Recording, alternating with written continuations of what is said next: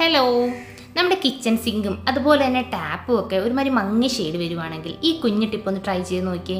അതിനു മുമ്പേ നമ്മുടെ ഫെലനോപ്സിസിൻ്റെ കോംബോ ഓഫർ നടക്കുന്നുണ്ട്.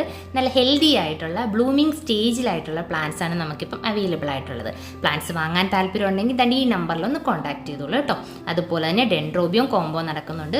കൂടുതൽ ഡീറ്റെയിൽസ് എല്ലാം ഈ വാട്സപ്പിൽ കിട്ടുന്നതാണ്. ഒന്ന് കോൺടാക്ട് ചെയ്തോളൂ. അപ്പോൾ നമ്മുടെ ടിപ്പ് നോക്കിയാലോ, ഒരു പാത്രത്തിനകത്തോട്ട് 1 സ്പൂൺ ബേക്കിംഗ് സോഡയും വിമ്മിൻ്റെ ലിക്വിഡ് ഉണ്ടെങ്കിൽ അത് കുറച്ച് ഒഴിച്ചു കൊടുക്കുക. 1 സ്പൂൺ വിനാഗിരിയും കൂടെ ഒഴിച്ചു കൊടുക്കുകയാണെങ്കിൽ നല്ലതാണ് കേട്ടോ.